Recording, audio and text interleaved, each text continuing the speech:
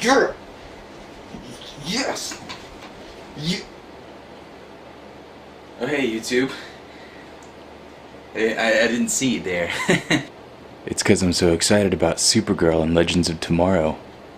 The trailers just came out last week. I would also just like to warn you guys, I haven't slept in over 24 hours.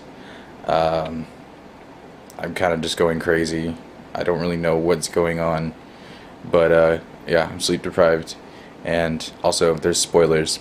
So if you guys have not watched these trailers that I'm going to talk about today, please go click on the descriptions and the links, the links in the description. See, here we go, below, and watch those real quick. Welcome guys, I'm Jonesy and this is Jonesy Comics. Correctamundo, that's right. Supergirl, Legends of Tomorrow. Last week the trailers came out back to back, day after day. It was super awesome. But first off, Supergirl, kind of what I was talking about. You know, I was thinking, okay, it's probably gonna be like a lighthearted, not like Man of Steel type of story. It's gonna be like, you know, Supergirl. It's Melissa Benoist from Whiplash. Like, she's sweet and awesome and cool. Like, it's not gonna be crazy like that. But you know, so it's gonna be along those realms. If you look at the trailer, it's super like Devil Wears Prada kind of stuff. Not that I know what that is. Don't judge me. Melissa Benoist as a female lead playing Supergirl. I think this is gonna nail it on the head. Is that a figure of speech that people use? Is that how it's gonna hit the nail on the head? It hits, yeah, super awesome female lead. She's gonna be strong, she's gonna be happy, she's gonna be, the point is, we're still gonna get an earnest Kryptonian super person story.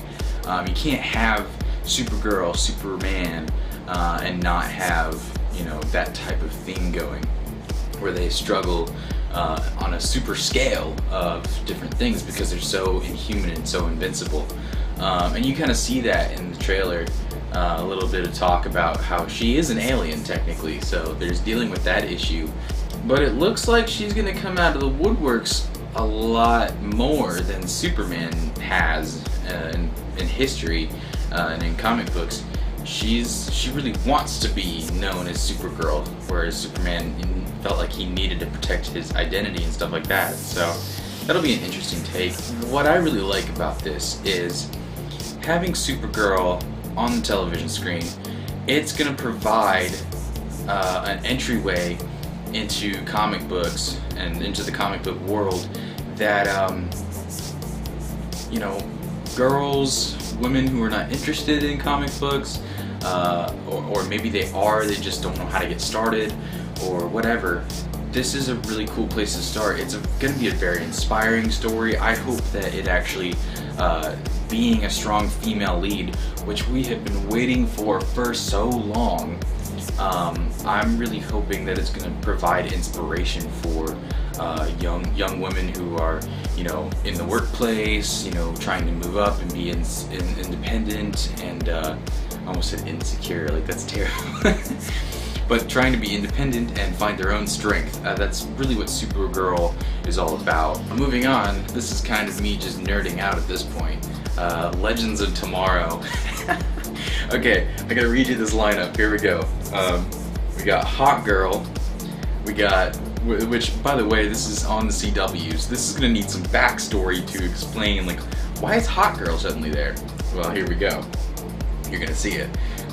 White Canary, which is actually Sarah from the Arrow.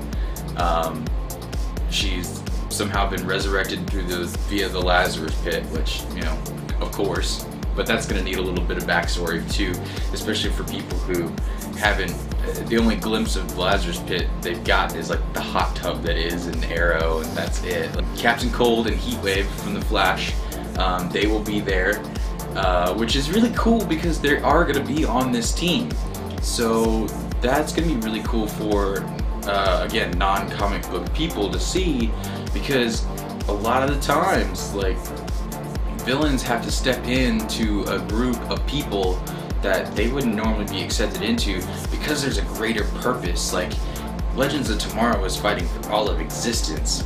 So, you know, Captain Cold and Heatwave, that means them too. So they're gonna have to jump in on that. The Atom, Ray Palmer, he's gonna be in it. This is kind of gonna be more his main thing. You know, so that'll be really cool. Finally getting the suit active, although you can see in the trailer he still seems to have some issues. Firestorm's gonna be there. You know, the Professor and Ronnie, Amel. I always get the name mixed up because one's Ronnie and one's Robbie, and one's the actor and one's the character. And then finally, I honestly, if you guys haven't seen the, I'm gonna put some clips in here. If you guys haven't seen these trailers yet, you need to go watch them because I cannot be talking to you about this. You haven't already seen them. Anyway, Rip Hunter from the Time Masters, you know, Strange Adventures and stuff like that. This is like, we're getting into really obscure characters who are really awesome and fascinating and wonderful, but it's going to be a gateway for people to get into these really cool characters on their own, you know. And again, this is kind of what I was talking about with the TV and the movies episode, you know. All of these developments, all of these characters being put on the screen, it's creating interest for people to go back and be like, oh god, I really like this character, I want to know more about them, so they go read the comic book. I think it's really cool for the industry. And then, of course, it looks like their main villain is going to be Vandal Savage. Basically, like the Legends of Tomorrow's Ra's al Ghul kind of thing. I'm sorry, Ra's al Ghul for all you haters out there. Not really, they don't hate me, they just, you know, grammar Nazis about fictional names and stuff. Vandal Savage will be in there. That'd be really cool to start things out. I'm sure he'll probably be like an over the whole story arc theme kind of thing. You know, he doesn't ever really go away because he's immortal. He's immortal. Just he's not gonna die. So, but yeah, no, really cool stuff. So, like I said, if you guys haven't seen the trailers, I'm so sorry that you sat through all this because now I've pretty much spoiled everything for you. But still, if you go back and watch it now, it's still just as exciting. It's still really cool. So definitely go check them out. I will put the links in the description below if you guys haven't seen it. Yeah. God, I'm tired.